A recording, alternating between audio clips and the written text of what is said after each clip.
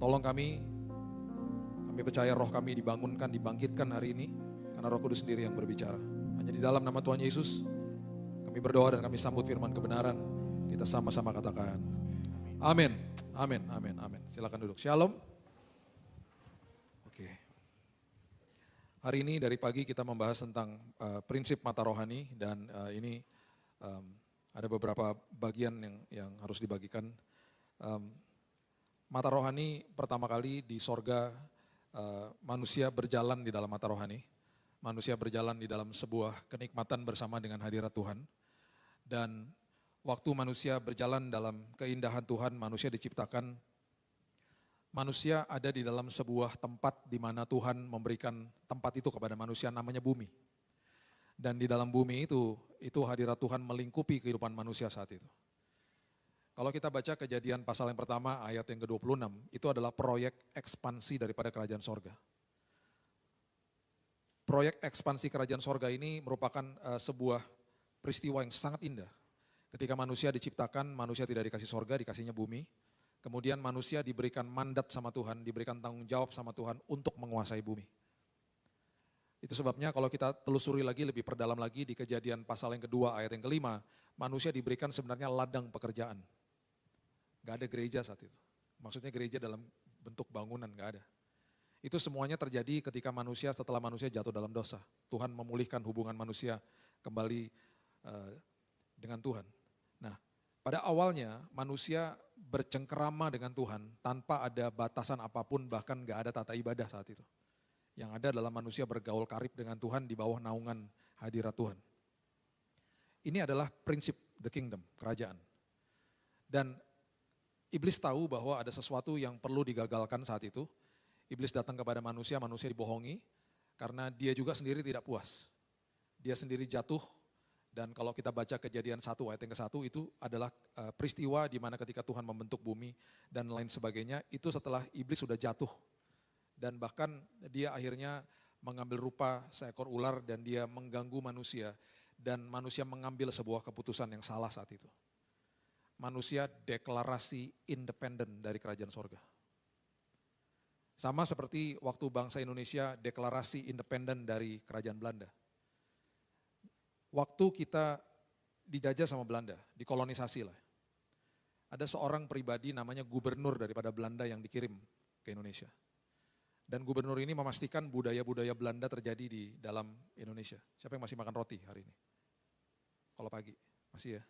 Saya juga, jangan rasa bersalah ya. Itu bukan budaya Indonesia, itu budaya Belanda. Orang Indonesia makannya nasi jambal kalau di sini. Apalagi? Apa? Nasi apa? Jamblang, nasi jamblang. Kalau di Jawa nasi pecel, di Jakarta nasi uduk misalnya. Ya. Nah itu makanan orang Indonesia. Orang Belanda makannya roti. Saya dulu di sini ada Holland Bakery dong pastinya. Holland Bakery ada di mana-mana lah ya. Dulu Holland Bakery kalau di Jakarta itu cuma ada di satu jalan namanya Jalan Hayam Muruk. Cuma ada di situ. Saya kalau diajak papa saya makan di sana selalu pilih yang Long John yang ada mesesnya atasnya.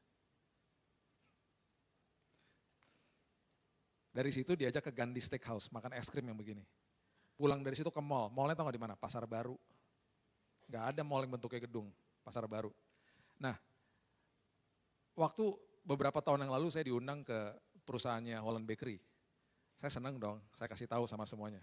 Terima kasih sudah mewarnai hidup saya dengan roti Long John-nya. Saya ceritain kisah saya pas masih kecil. Rupanya mereka kisruh di belakang.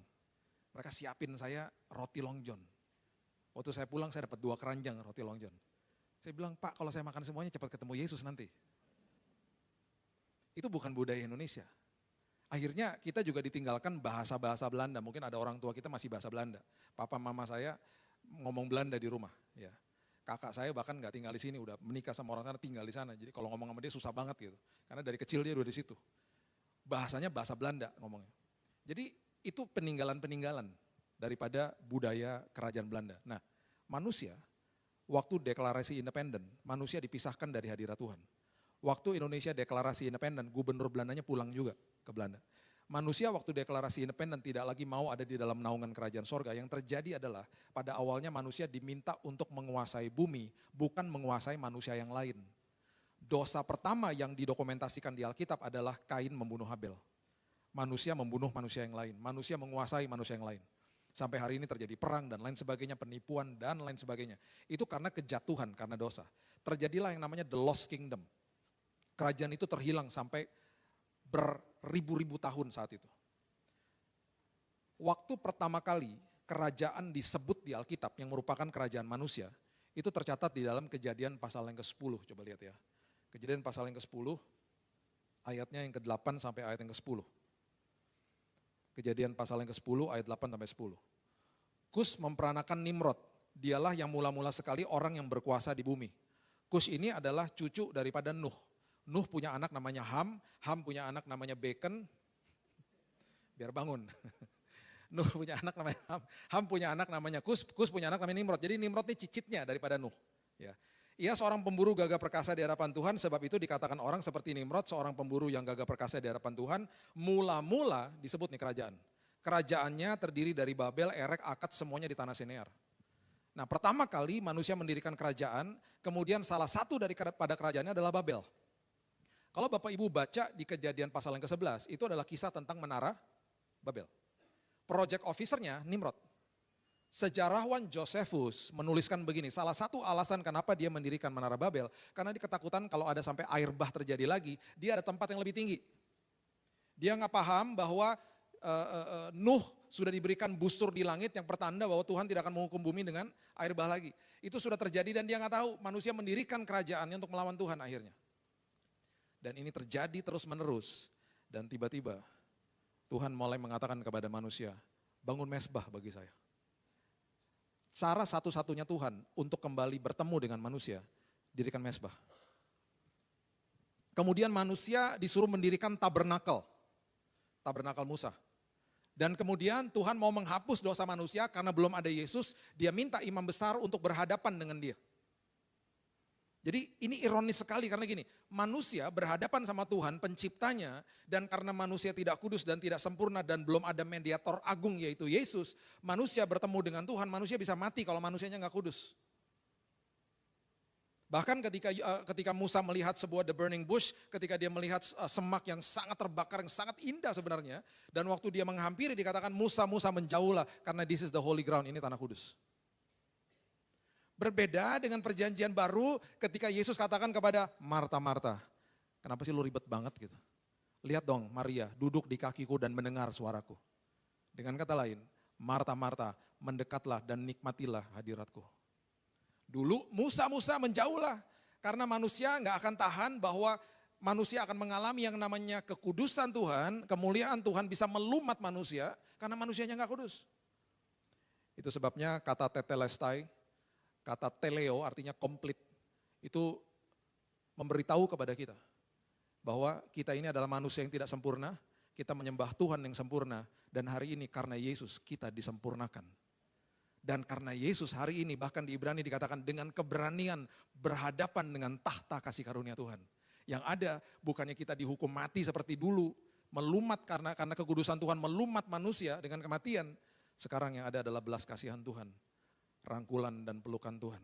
Dan bahkan kita bisa menghampiri Tuhan dalam kondisi apapun, dalam posisi apapun, dalam waktu apapun, tangannya selalu terbuka dan dia sudah berjanji tidak ada siapapun dan apapun yang sanggup memisahkan kasihku daripadamu. Itu Yesus. Kerajaan yang hilang bertahun-tahun, tiba-tiba dikatakan begini. Kejadian 49 ayat 10. Perlahan-lahan perjanjian lama memberikan cuplikan-cuplikan, teaser-teaser, memberikan sebuah bayangan-bayangan tentang apa yang akan terjadi ribuan tahun setelah itu. Kejadian 49 ayat 10 mengatakan tongkat kerajaan tidak akan beranjak dari Yehuda ataupun lambang pemerintahan dari antara kakinya sampai dia datang dan berhak atasnya, maka kepadanya akan takluk bangsa-bangsa. Dari siapa? Dari keturunan daripada Yehuda. Salah satu daripada anak Yakub. Mulai perlahan-lahan kita lihat alurnya. Dan salah satu daripada keturunan Yehuda adalah Daud. Tiba-tiba satu hari Daud mau membangun bait Allah. Dan karena dia bilang begini, jadi gini, tabernakel Musa, habis itu terjadi kekisruhan saat itu kita sudah lihat kisahnya, kemudian tabut perjanjian yang adalah lambang daripada hadirat Tuhan, itu ditempatkan di dalam sebuah kemah yang dinamakan kemah Daud. Tiba-tiba satu hari Daud merasa bersalah. Kenapa ya? Saya tinggal di dalam istana yang dibuat dari kayu aras, sementara hadirat Tuhan ada di dalam tempat yang sangat sederhana. Memang saat itu semuanya serba fisik. Jadi dia ngomong sama advisernya Nabi Nathan, tolong dong kasih tahu Tuhan, gue mau bangun bait Allah nih. Nabi Nathan berdoa dan dia balik lagi, dia bilang gini, bos, kata Tuhan gak usah. Yang nanti yang bangun anaknya bos aja. Siapa namanya? Salomo. Tapi karena bos udah mengutarakan inisiatifnya dari Anda, Tuhan akan membuat perjanjian kudus, the holy covenant with you. Isinya apa? Isinya ini. 2 Samuel 7 ayat 16. 2 Samuel 7 ayat 16. Keluarga dan kerajaanmu akan kokoh untuk selama-lamanya di hadapanku. Tahtamu akan kokoh untuk selama-lamanya. Gara-gara Daud mau bangun bait Allah. Terjadi perjanjian kudus. Di bawah daripada Daud, Salomo hidup dalam dosa. Istrinya 700, gundiknya 300. Berarti mertuanya 700. Mertua satu aja repot nih, mertua 700. 700, 300 gundik, 1000 berarti. Ya, hidup dalam dosa. Alkitab mengatakan begini, harusnya aku koyakan kerajaanmu. Tetapi karena ayahmu Daud, aku luputkan engkau. Perjanjianku kudus. Perjanjian kudus atau holy covenant yang Tuhan berikan untuk kembalikan kerajaan sorga kepada manusia, itu bukan kontrak. Kalau kontrak, kita tekan berdua, kalau salah satu melanggar kontrak itu bisa dibatalkan kontraknya, atau bahkan bisa dituntut. Perjanjian kudus, the holy covenant, itu adalah Tuhan memberikan perjanjian kepada manusia tanpa kondisi. Bahkan Tuhan mengirim anaknya yang tunggal, Yesus untuk kita, dengan mengetahui bahwa kedaulatan Tuhan akan bertemu dengan kebebasan memilihnya manusia, dan dia tahu manusia banyak yang akan menolak dia. Tadi di sela-sela ibadah saya ngobrol-ngobrol sama Pak Paul. Saya kasih lihat sebuah postingan. Karena saya ngikutin pergerakan kekristenan di Amerika, karena saya pernah tinggal di sana lama. Anak saya juga masih di sana. Makin ngeri soalnya negaranya. Barusan aja nih, barusan terjadi nih beberapa hari lalu. Ya, gereja melakukan baptisan massal. Massal. Yang mereka lakukan adalah mereka pakai truk pickup ke sebuah parking lot yang besar. Dan mereka buat bak di situ. Mereka khotbah di sana. Karena di sana boleh aja, sah-sah aja. Mereka khotbah, terus kemudian orang-orang yang bertobat langsung dibaptis di situ. Terjadi kebangunan rohani luar biasa. Datang dong polisi, dibubarin. Dibubarin. Sementara pawai LGBT dibiarkan. Bahkan dilakukan 1 bulan kemarin, bulan Juni ini. Ini bulannya Pride Month, bulan Juni. Dan bukan cuma 1 hari dirayakan, sepanjang bulan. Dibilangnya the Pride Month, bulan kebanggaannya mereka. Dan bahkan dirayakan di dalam White House, Istana Negara, yang dulu waktu tahun 80-an waktu saya masih di sana, kalau hari Sabtu itu pendeta diundang ke sana, hamba Tuhan berdoa bagi presiden setelah breakfast meeting pagi-pagi. Negara yang didirikan di atas firman Tuhan hancur lebur. Gara-gara manusia menolak Tuhan. Tadi pagi kita bahas tentang jalan kebenaran dan hidup. Dibalik sama manusia. Hidup minta dibenarkan baru cari jalan. Jalan kebenaran dan hidup gak populer. Karena itu yang Yesus ajarkan. Masuk ke dalam jalanku, manusia akan bertanya ujungnya seperti apa. Nanti ntar gue dapat apa. Masuk ke dalam jalanku, masuk dengan iman, buka mata rohanimu. Di tengah jalan kamu akan menemukan yang namanya kebenaran. Baru kamu menghidupi hidup yang berkelimpahan di dalam sini. Sama manusia dibalik. Gak mau, gue mau hidup sesuai sama keinginan gue minta dibenarkan. Tolong benarkan LGBT, tolong benarkan aborsi, dibenarkan sama negara dibenarkan. Dikasih undang-undangnya. Dan baru mereka cari jalannya. Negara yang didirikan di atas kebenaran firman Tuhan di undang-undangnya tahun 1776. Hari ini hancur lebur gara-gara hak asasi manusia. Udah banyak video-video kayak begitu. Dan disengajain sama gereja-gereja disengajain. Kalau kamu posting begitu, kita juga akan posting-posting. Kita akan posting kebenaran firman Tuhan. Makanya semua kita yang punya sosial media, berarti kita punya mimbar. Jangan nyinyir di sosial media. Jangan debat kusir, buang waktu. Posting kebenaran firman Tuhan. Kita gak pernah tahu loh siapa yang bertobat. Kita gak pernah tahu siapa yang akan nonton reel 1 menit. Saya dapat kabar orang mau bunuh diri, gak jadi bunuh diri gara-gara nonton video semenit. Orang mau bunuh diri gak bisa nonton khotbah 40 menit, keburu loncat. Lama amat nih khotbah, loncat gitu. Gara-gara nonton reel 1 menit, tergugah hatinya, bertobat. Gara-gara nonton reel 1 menit gak jadi selingkuhan di stasiun MRT di Fatmawati, balik ke istrinya. Itu karena ada yang ngedit-ngedit.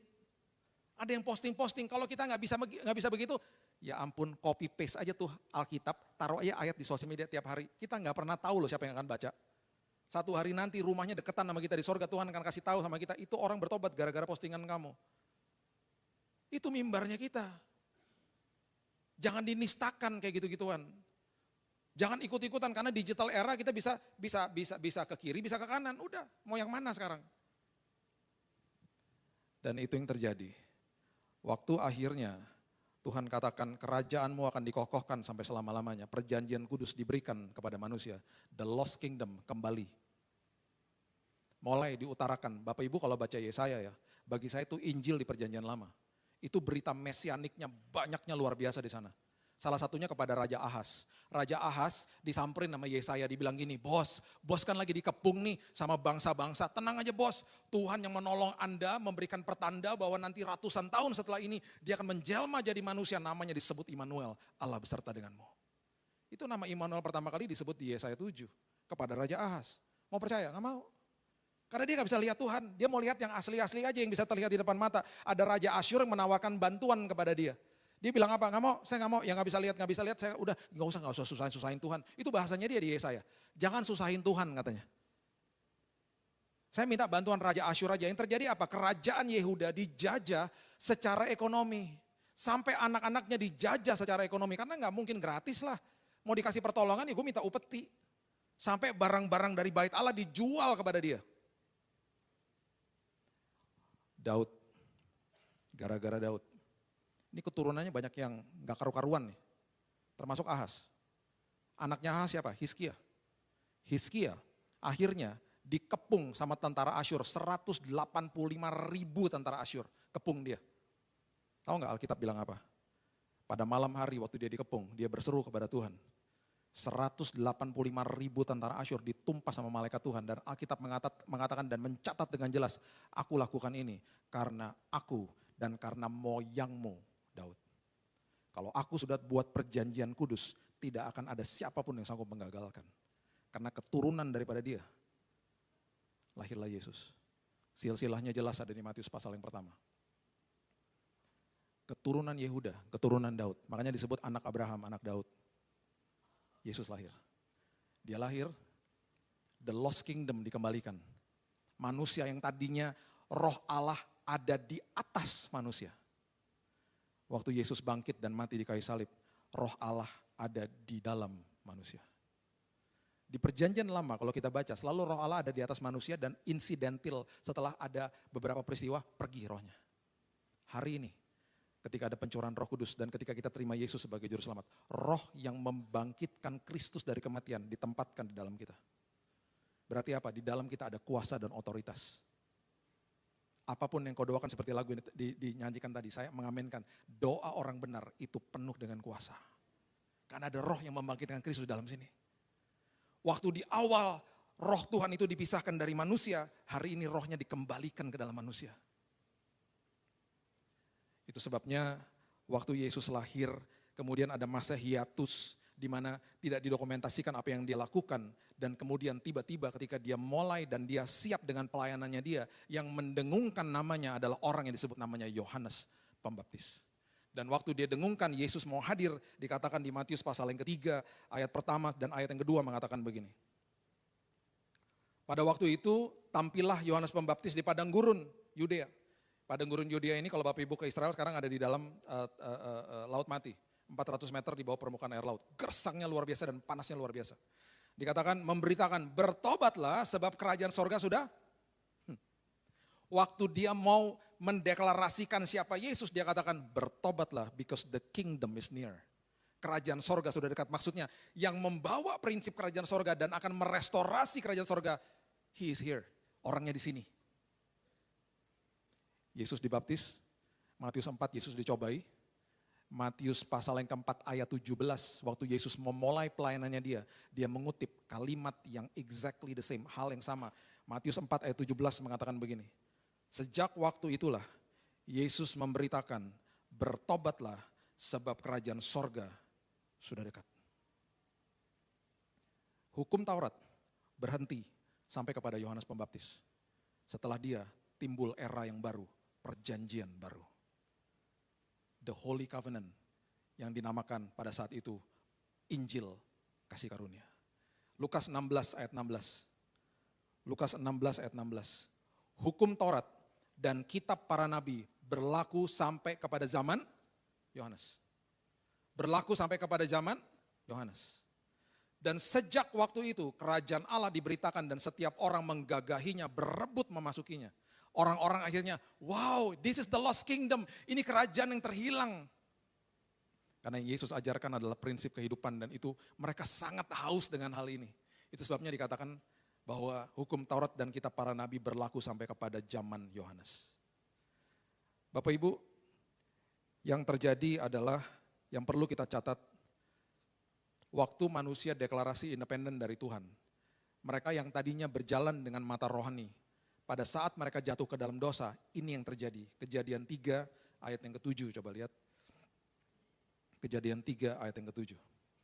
Firman Tuhan katakan begini, maka terbukalah mata mereka berdua dan mereka tahu bahwa mereka telanjang. Lalu mereka menyemat daun pohon ara dan membuat cawat. Sadar, waktu mereka berdua akhirnya tahu bahwa mereka berbuat dosa, mereka sadar mereka telanjang, ketelanjangan yang tadinya bukan aib menjadi aib bagi mereka karena peralihan terjadi dari mata rohani kepada mata jasmani. Dan itu yang kita alami hari ini. Kita melihat hidup ini dari mata jasmani. Itu sebabnya, tadi pagi kita bahas tentang ini, layer yang paling bawah, tidak melihat, tidak percaya. Raja Ahas, tidak lihat Tuhan, tidak mau percaya. Level di atasnya, udah lihat tapi gak mau percaya. Siapa? Petugas kuburnya Yesus. Mereka lihat sendiri prosesi kebangkitan Kristus ada di depan mereka. Mereka laporkan kepada mahkamah agama. Mahkamah agama bilang begini, hei, gak boleh ngomong kayak begitu ya. Mulai hari ini kebenaran ditwist jadi hoax. Kasih tahu sama semua orang bahwa tubuhnya dicuri sama murid-muridnya. Itu sebabnya sampai hari ini gak sampai 5% di Israel orang percaya Yesus. Level yang di atasnya lagi, udah lihat dan akhirnya percaya. Siapa? Thomas.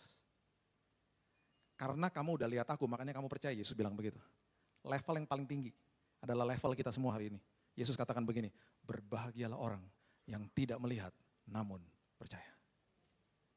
Kata berbahagia adalah makarios, artinya diberkati. Bapak, Ibu, dan saya adalah orang-orang yang diberkati sama Tuhan karena kita percaya walaupun kita nggak lihat. Dari kita lahir sampai nanti kita menutupkan mata, kita nggak pernah lihat Yesus. Secara fisik ya. Makanya banyak orang bertobat ketika disamperin sama Tuhan di kos-kosan, di rumahnya dan lain sebagainya. Pasti cuma lihatnya cahaya. Seorang teman saya Domingus yang kepalanya dipenggal tahun 2000. Ketemu Yesus naik ke surga mati kok. Tapi bangkit lagi. Tahu ceritanya ya. Dia cuma bilang begini, saya melihat sosok di kuda warna putih, saya gak bisa lihat mukanya karena terlalu mulia. Saya melihat buku kehidupan di depan saya, itu kesaksian dia. Udah dengar ya kesaksiannya? Belum ya? Pokoknya singkat cerita dia mati, dipenggal kepalanya. Disuruh menyangkal Yesus dia gak mau. Dipenggal, akhirnya rohnya dikembalikan ke tubuhnya. Jadi udah mati, dijahit rapi-rapi supaya kelihatannya baik, tiba-tiba melek matanya gini, ngeri banget ya. Pingsan suster-suster di rumah sakit, ya jelas lah. Udah mati bangkit lagi. Sampai hari ini hidupnya sehat. Saya kalau lihat bekas celurit di belakang kepalanya masih ada. Merinding saya. Itu saya selalu bilang gini, itu tanda komitmennya kamu. Saya gak pernah lupa waktu dia cerita begini. Waktu saya disabet sama celurit, saya udah gak berasa Pak. Roh saya udah diangkat sama Tuhan. Di situ saya mendapatkan sebuah penghiburan bahwa semua yang martir bagi Kristus gak rasa udah. Rohnya udah diangkat sama Tuhan. Dan itu sebuah kehormatan yang luar biasa. Mata jasmani diubah jadi mata rohani diubah jadi mata jasmani. Waktu Yesus bangkit, dia menampakkan dirinya kepada 2 murid yang berjalan ke Emmaus. Dan ini bukan ring satunya loh. Dia lagi kasih pelajaran kepada mereka dan juga kepada kita bahwa hari ini yang terjadi. Ya. Coba lihat, saya tutup dengan ini ya, Lukas pasal yang ke-24 ayat 13, coba lihat. Ini alurnya begini, pada hari itu juga 2 orang dari murid-murid Yesus. Waktu di awal 2 orang yang matanya terbuka dari rohani kepada jasmani. Hari ini, perhatikan hal ini. Pada hari itu juga 2 orang dari murid-murid Yesus pergi ke sebuah kampung bernama Emmaus. Terletak kira-kira 7 mil jauhnya dari Yerusalem, 7 mil kira-kira 11 kilo. Ya. Mereka pulang kampung karena mereka sedih. Gurunya mereka mati secara brutal di kayu salib. Mereka bercakap-cakap tentang segala sesuatu yang telah terjadi. Ketika mereka sedang bercakap-cakap dan bertukar pikiran, datanglah Yesus sendiri mendekati mereka, berjalan bersama-sama dengan mereka. Perhatikan ayat ini. Tetapi ada sesuatu yang menghalangi mata mereka sehingga mereka tidak dapat mengenal Dia. Apakah yang menghalangi mata kita hari ini? Sehingga kita tidak sadar bahwa Yesus selalu ada dalam hidup kita. Bahkan saya suka sedih kalau orang Kristen mengatakan, saya gak rasa hadirat Tuhan Pak. Ya salah lu lah, Tuhan gak pernah ninggalin lu kok. Saya rasa hadirat Tuhan Pak, habisnya lagunya gak bagus, khotbahnya gak bagus. Ya. Hadirat Tuhan dinilai pakai tata ibadah. Tuhan gak pernah tinggalin kita. Sedetik pun gak pernah tinggalin kita ketika kita terima Dia sebagai juru selamat. Rohnya ada di dalam sini. Itu kalau kita ngerti itu aja, merdeka kita. Saya mendarat di kota namanya Calgary satu hari dengan keluarga. Teman saya udah bilang, Bill, lo abis ke airport, abis lo ambil mobil rent car, mobil sewa, lo langsung ke downtown, lo ketemu gue makan siang ya, oke. Jadi saya sampai di airport, saya taruh koper semuanya di mobil, sama keluarga pergi naik mobil sewa. Sampai di downtown, di area restoran, saya bingung, ini tempat parkir mana ya? Repot banget cari tempat parkir. Terus akhirnya ketemu tempat yang kosong.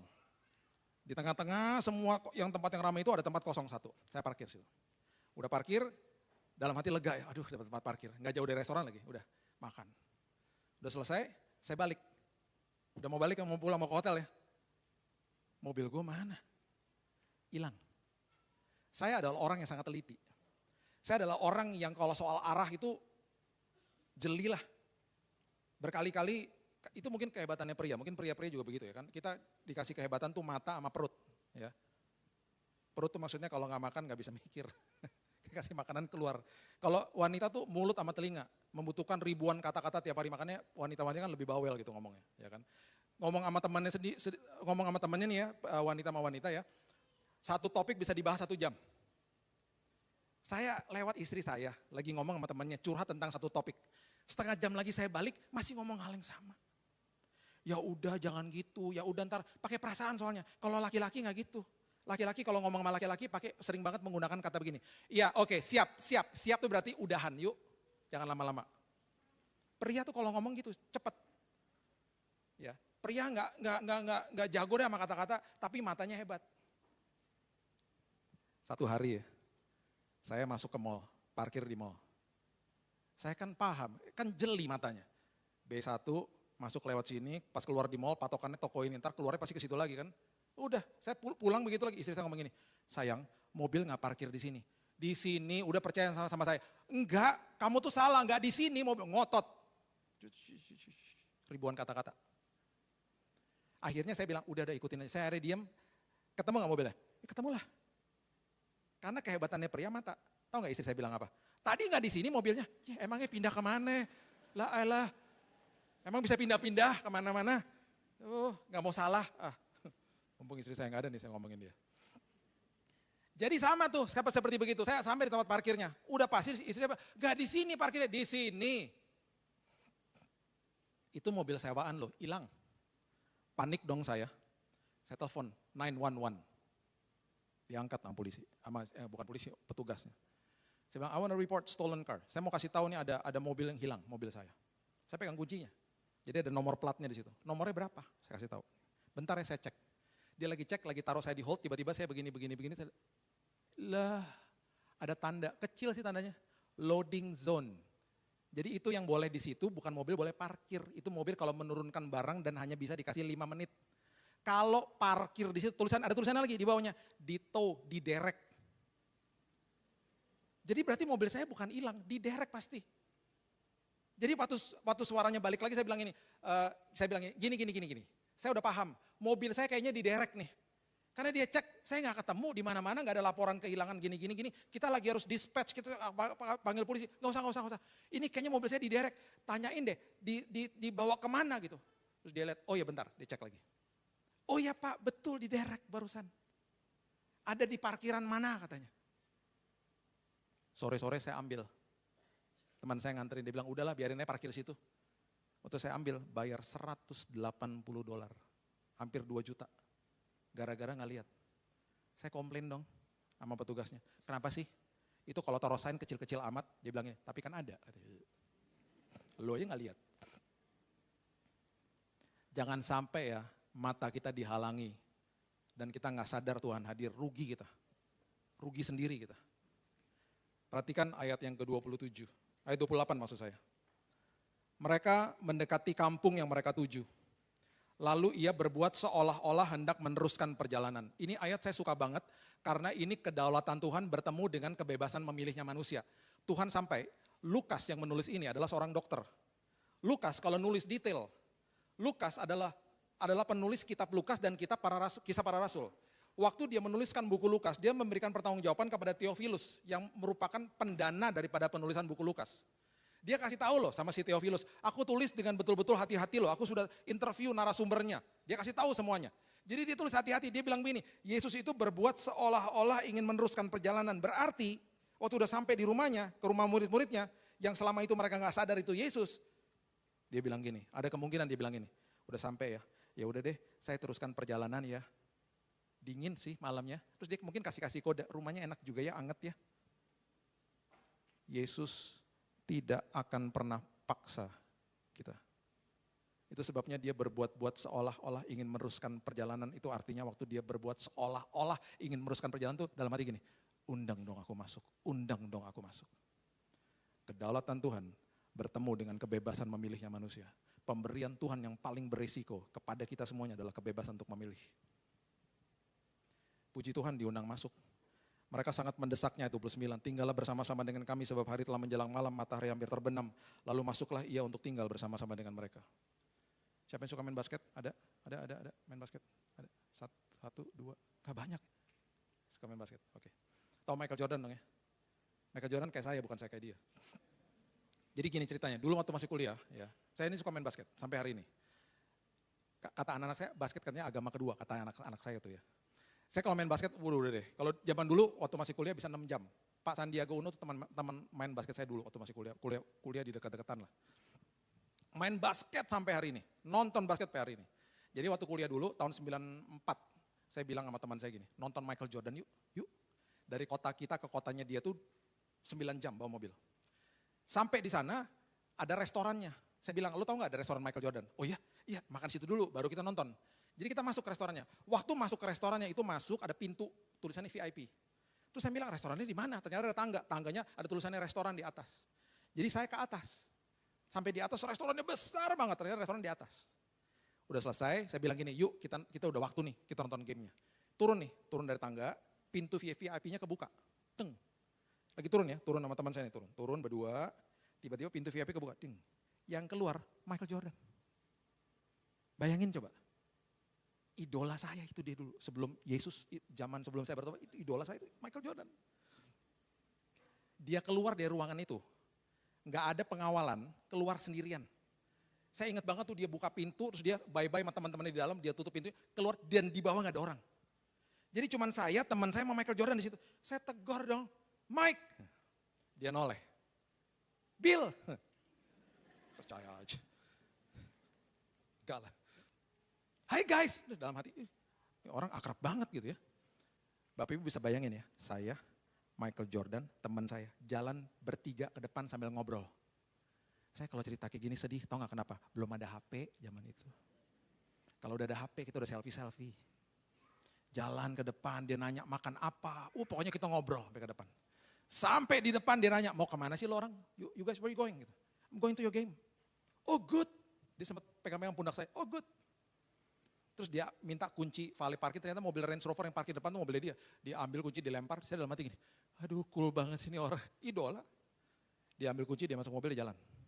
Saya sama teman saya jingkrak-jingkrak dong berdua. Ketemu Michael Jordan, oh tiba-tiba teman saya begini, berhenti. Lu tadi kenapa gak foto? Karena kamera saya pegang memang. Bapak Ibu, kamera zaman dulu adik-adik ya, dulu kamera tuh gini, krek. Gak ngerti kan? Hasilnya seminggu lagi. Kalau jelek seminggu lagi baru ketahuan, ya jelek. Dicetak namanya. Foto tuh dicetak. Sekarang kan enggak, jelek hapus. Jadi saya panik. Kamera saya yang pegang, dia marahin saya marahin balik. Lu juga kenapa gak ingetin gua? Gitu. Akhirnya saya foto mobilnya doang yang udah lewat ke depan. Jadi kalau Bapak Ibu tanya, mana Pak buktinya ketemu Michael Jordan? Ada, foto mobilnya doang, dari jauh. Michael Jordan juga nggak kelihatan, mobilnya gelap kok. Tapi saya pastikan saya nggak bohong, itu benar-benar dia. Saya kalau cerita begini sedih, karena dilewatin, seolah-olah kayak dilewatin dia, nggak punya kesempatan lagi. Tapi waktu saya baca ayat ini, saya bilang nggak apa-apa Tuhan, yang penting jangan dilewatin Tuhan. Jangan sampai kita nggak undang dia masuk ke dalam hidup kita, karena yang terjadi adalah sesuatu yang luar biasa. Waktu ia duduk makan dengan mereka, ayat 30, ia mengambil roti, mengucap berkat, memecah-mecahkan, memberikan kepada mereka. Perhatikan ayat 31. Ketika itu terbukalah mata mereka, dan mereka pun mengenal dia. Tetapi ia lenyap dari tengah-tengah mereka. Di awal, dua manusia, dari mata rohani terbuka menjadi mata jasmani. Di Emmaus, ketika Yesus diundang masuk, dari mata jasmani berubah menjadi mata rohani. Bangun pagi setiap hari bilang gini, Tuhan bukakan mata rohaniku, supaya aku lihat kebesaran Tuhan, bukan kebesaran masalahku. Berikan tepuk tangan kita untuk Tuhan kita. Bapak yang baik, terima kasih buat hari ini. Aku berdoa setiap hari Tuhan, mata rohani kami dibukakan sama Tuhan. Dan kami percaya hari lepas hari kami melihat kehebatan Tuhan, kebesaran Tuhan, bukan kebesaran masalah kami. Kami percaya Tuhan, kami tidak mau hari ini ada siapapun atau apapun yang menghalangi mata rohani kami Tuhan. Kami mau sadar bahwa Tuhan ada. The kingdom is here. Restorasi kerajaan sudah terjadi bagi kami. Roh Tuhan sudah dikembalikan ke dalam hidup kami. Kami punya otoritas dan kuasa daripada Tuhan. Hari ini kami luar biasa karena Tuhan kami luar biasa. Hari ini Tuhan kami berhasil karena Tuhan kami yang memberikan keberhasilan. Kami percaya Tuhan kekayaan yang sangat indah adalah kekayaan yang ada di dalam kami. Kami kaya dengan damai sejahtera, dengan sukacita, dengan hikmat, pengharapan, pertumbuhan rohani, karakter yang tahan uji. Karena semuanya karena Yesus. Meteraikan firman ini karena kami juga sudah dimeteraikan sama Roh Kudus. Hanya di dalam nama Tuhan Yesus kami sudah berdoa dan kami sudah menerima firman kebenaran. Kita sama-sama katakan amin. God bless you.